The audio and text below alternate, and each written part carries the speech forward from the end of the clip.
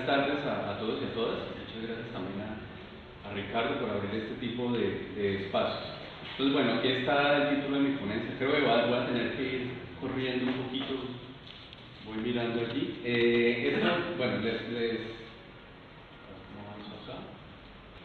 Bueno, les cuento un poco de qué va esto. El título de pronto dice otro ciclo de procesador. Es más como una metáfora, que es un concepto que voy a estar utilizando, un concepto central. Bueno, no traje mis notas, pero no es importante, para lo que voy a hablar. Un poco pienso que es adecuado que esté en cultura algorítmica, pero lo que más me interesa es partir un poco de los equipos, del software, de todas estas discusiones muy tecnológicas, y hacer un poco el viro hacia el otro lado, es decir, enfocarme más en una serie de relaciones, interrelaciones humanas, pero que de alguna manera son suscitadas por la tecnología. Entonces yo diría que son tres momentos. Para la discusión que voy a llevar a cabo son centrales algo que yo llamo la cultura del software, que doy una breve definición de qué es eso. Otra cosa que llamo la metáfora de lo libre y abierto, que de pronto para algunas personas van a saber de qué es eso. Y luego, pues sí voy a dar una serie como de ejemplos de qué interpreto yo por eso, ¿no? Entonces un poco de lo que voy a hablar es una breve introducción, luego voy a hablar de qué es esto de cultura del software, luego esta metáfora abierta y libre, pues les digo más o menos qué significa, y lo importante, y aquí es donde es clave el concepto de metáfora, lo que me interesa es un poco para que quedemos claros cómo ciertas prácticas del mundo tecnológico, sobre todo el software libre, son transferidas a otra serie de disciplinas y de campos.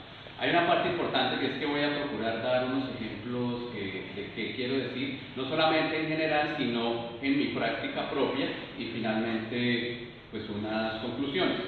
Aquí de pronto en la introducción pues quiero decir, esto lo suscita, más que una investigación, es algo suscitado por mi tesis de doctorado de algunos años y como una evolución de ese mismo tema. Entonces yo diría que tengo dos preguntas, o sea, esto que hablo acá está en un escrito, y es un escrito de reflexión más que de investigación, aunque parte de una investigación, y aquí están las dos preguntas. Me pregunto, bueno, ¿qué es esto de la metáfora de lo libre y abierto? Y cómo esto ha evolucionado e impactado otros campos. Y lo segundo es cómo yo he asumido, a partir de mis prácticas, esta famosa metáfora que ahorita hablaremos pues un poco de qué se trata, ¿no? Yo parto de aquí les voy a mostrar unos cuatro ejes principales para lo que yo quiero hablar, que es una hipótesis, y la hipótesis es esta. Uno siempre que está hablando de tecnología o de software lo ve desde un punto de vista muy instrumental, y para mí el verdadero valor que tienen estas tecnologías pues es más el impacto obviamente que tiene en la cultura y en la sociedad. Digamos que esto es ya ampliamente aceptado, no estoy diciendo nada nuevo, pero pues quiero enfocarme específicamente en el software libre. ¿Por qué? Porque muchas veces se ve desde una perspectiva instrumental, nos brinda herramientas para hacer esto y esto, entonces pues ahí digamos un poco la idea es cuestionar el reduccionismo que muchas veces hay en esa palabra herramienta, y pues ver cómo es más un sistema de pensamiento que impacta pues otras disciplinas, ¿no? Esta es un poco la hipótesis, que esa es la importancia. Ahí hay una sigla, no sé si la alcanzan a ver, que dice FLOSS. FLOSS significa Free, Libre, Open Source Software, que es una sigla que voy a estar utilizando.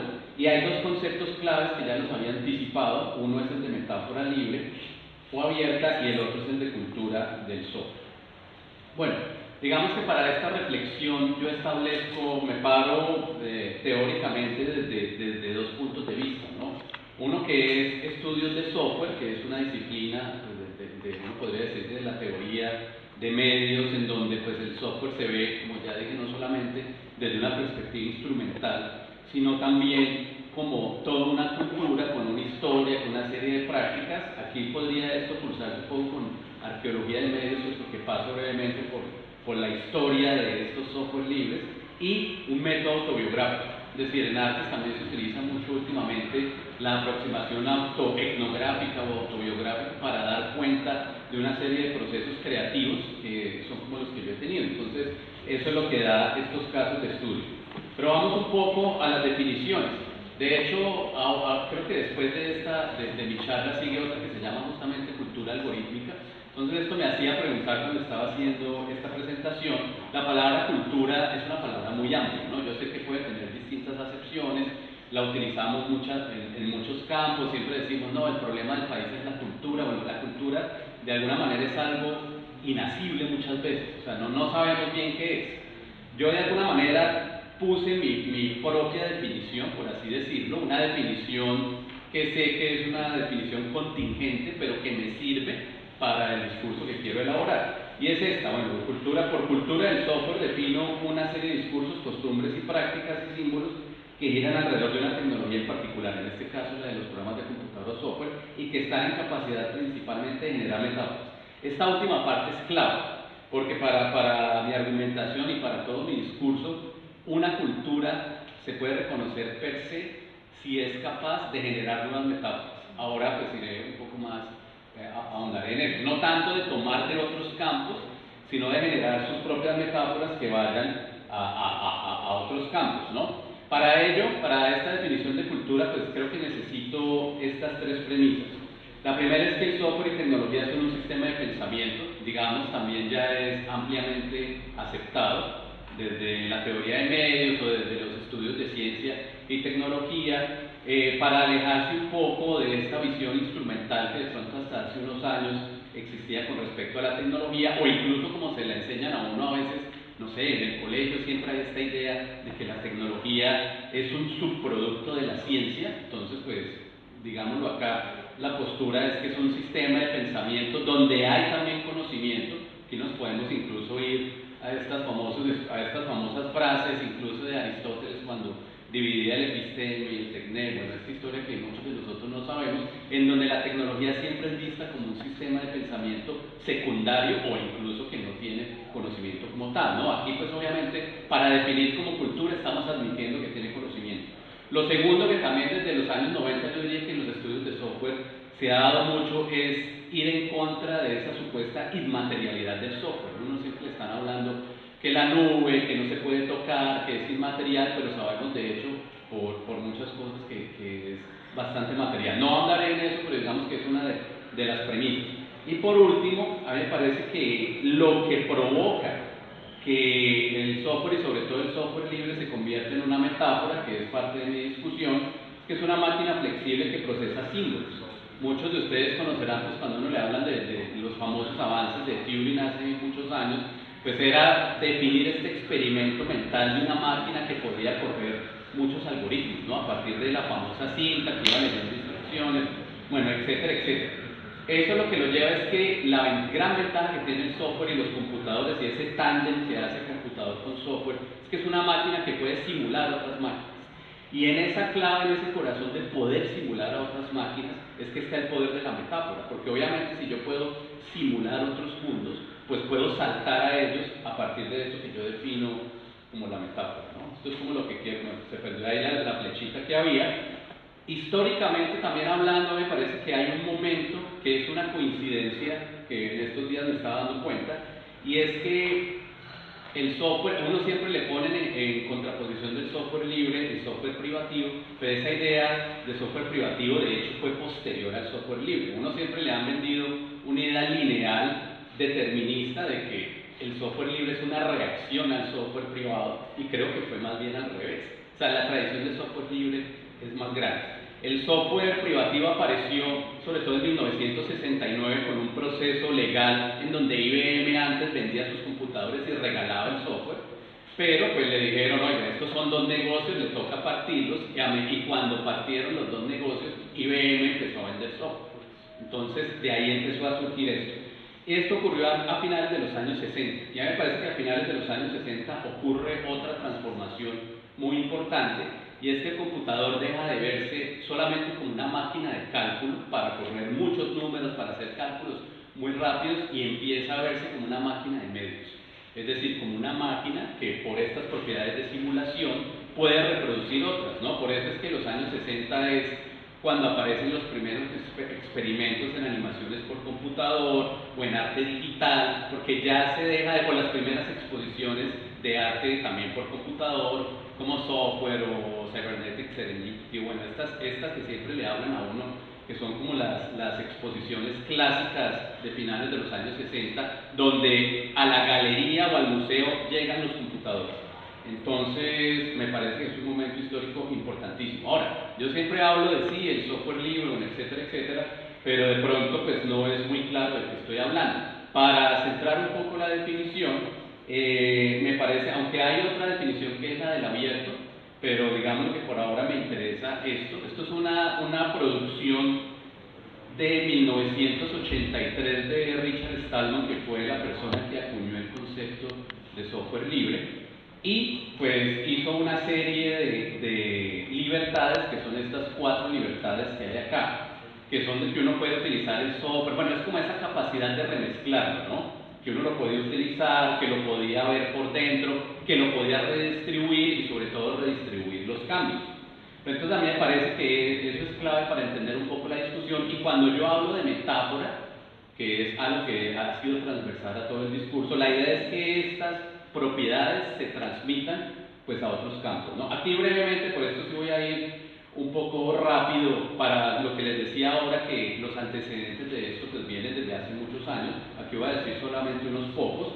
Está por ejemplo el grupo Share, que el propio nombre lo dice, era un acrónimo que también quería decir algo en estos momentos no recuerdo, pero el nombre es clave, que era en los años 50 cómo se distribuía pues software de manera gratuita, ¿no? Incluso antes de que existiera el mismo término de software libre. Me parece también muy importante el recuento, aunque es más que de corte académico, es de corte periodístico, que hace el periodista norteamericano Stephen Levy, que escribe el famoso libro Hackers, Héroes de la Revolución Electrónica, en donde él hace un destilado de una especie de ética hacker que todavía en muchos campos, en el arte, bueno, siempre se está haciendo referencia a los hackers, y Stephen Levy es el que dice, miren, los hackers significa esto, esto y esto, que es eso que ven ahí, ¿no? Que si ustedes ven, hay cosas como, bueno, toda la información debe ser libre, puedes crear arte y belleza con los computadores, bueno, es un poquito promover la descentralización. Estas libertades que dije antes, a pesar de que en los años 60 nadie se puso a escribir esto como un manifiesto, Stephen Levy las dedujo a partir de entrevistas con los protagonistas de esa época, ya hay mucho de esas libertades, ¿no?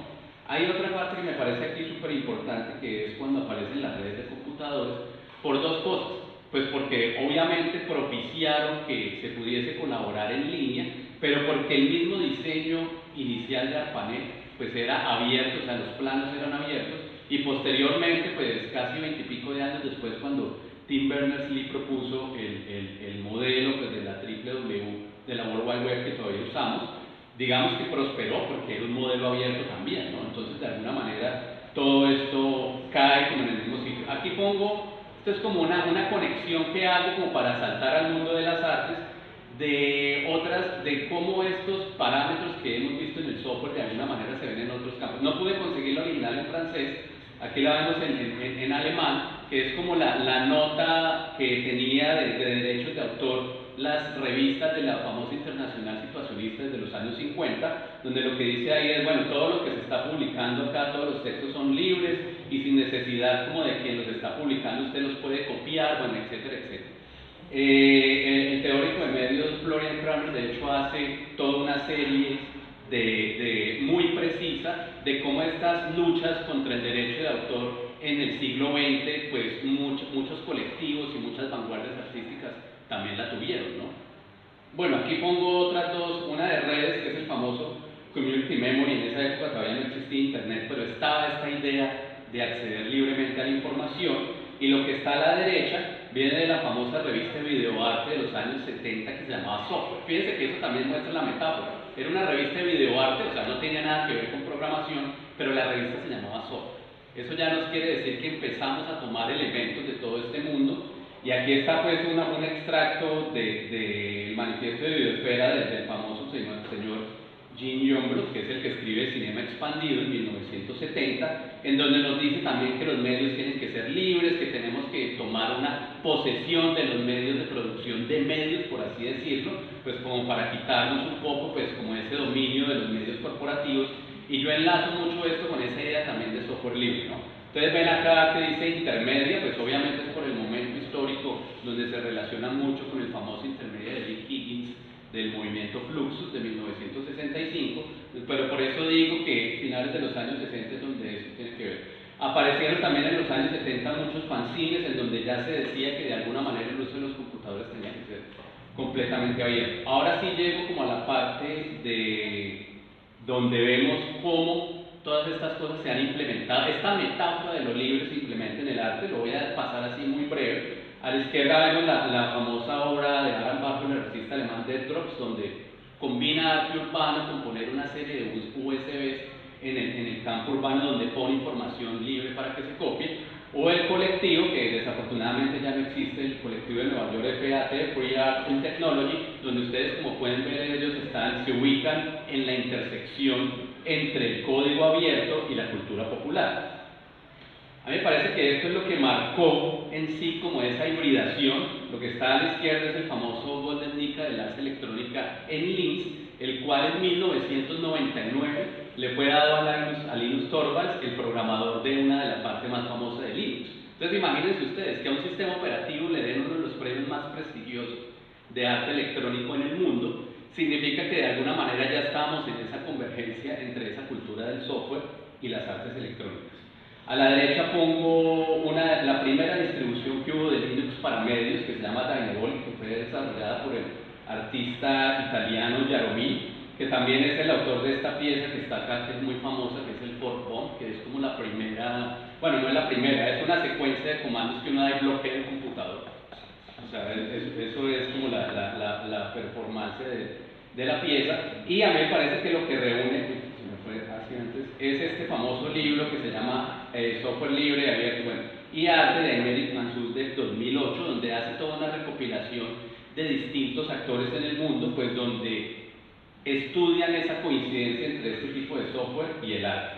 Aquí vemos un poco festivales. Hay un festival que me parece a mí el más famoso de esto, que es el Pixel, que es un festival en Bergen, en Noruega, pues en donde se dedican exclusivamente al arte que es hecho con este tipo de software. La Absurlab, que de hecho ocurrió aquí en Medellín por Alejandro Duque hace 10 años, que era este laboratorio también de laboratorios del sur con software libre. Rápidamente, porque ¿cuánto tiempo me queda, muchachas, las paletas? Gracias. Bueno, aquí rápidamente voy por lo que yo he hecho. Este es un proyecto que hicimos con el Ministerio de Cultura de Colombia, pues, que se llamaba Trueque Digital, en donde hacíamos una especie de reuniones donde la gente distribuía. Uno puede decir, ¿para qué distribuir material? Pues si no, yo lo puedo descargar de internet, pero pues era el verse. Esto fue un programa de radio que hicimos en la Universidad Nacional de Colombia, donde toda la música que poníamos era música que estaba libre en la red y la gente podía descargarla, que es algo que no ocurre mucho en las emisoras. Bueno, estos fueron como ya proyectos pasados. Estos son proyectos más modernos. Esto es una serie web que hicimos el año pasado sobre distintos colectivos en Bogotá. Desde la serie se llama Interfaz Abierta, que justamente pues como que intentan explorar esa metáfora de lo abierto. Y esto, que es, a ver si les alcanzo a mostrar un momentico ahorita, es lo último que estamos moviendo. A mí para esto es el proyecto personal en el cual he llegado más lejos con esto de la metáfora libre, porque es un corto que hicimos en un software libre, del cual uno puede descargar el código. Digamos que los festivales de cine muchas veces le dicen, usted no puede tener, su video no puede estar en internet porque necesitamos la exclusividad. Le hicimos como un hack que es, bueno, sí, ponemos esto protegido, pero si usted quiere la película, como la película fue hecha en processing, el código lo puede descargar. Entonces esta dualidad de que hay código binario y hay código fuente la llevamos al audiovisual y la gente puede bajarse el código fuente del audiovisual. Entonces es un proyecto que me tuvo como muy contento. Bueno, voy a mostrar un pedacitico del video, pero bueno, a mí me parece que la conclusión principal, ahí la pueden leer, es que ha habido una serie de hibridaciones en el sur, porque ahí no me voy a entrar por cuestiones de tiempo, bueno, por proyectarlo mientras yo hablo, por favor. Y es hibridaciones como las que hemos visto. Hay varios activistas teóricos, como Pedro Soler, por ejemplo, que vive en Ecuador, el artista catalán, en donde dice que desde el sur ha ocurrido algo muy interesante con esto del software libre, porque se ha hibridado con una serie de prácticas ancestrales que de alguna manera las ven compatibles con esto, ¿no? como el buen vivir, o como por ejemplo prácticas como la milpa en México, o como el tequio en Bolivia, o sea, prácticas ancestrales que tenían un manejo de la tierra, por ejemplo, muy comunitario, muy de acceso abierto. Entonces, de alguna manera a mí esta hibridación me muestra, pues, cómo esa metáfora de lo libre, que aparentemente viene de algo tecnológico, pues no lo es tanto y termina hibridándose con otras cosas. Bueno, ya el tiempo terminó, pero quería terminar simplemente como con la película que hicimos completamente con software libre y que les decía que era como este hacking de festivales y que se llama Ritmo 2021 y que la estamos mostrando en estos momentos en varios festivales donde se dejan hackear. Como una animación donde tanto la música como los visuales, todo es hecho en código de programación. Entonces yo podría pasarles a ustedes esto en unas hojas de blog escrito a mano y si ustedes lo recodifican pueden tener la película, ¿no? Bueno, eso es todo. Muchas gracias.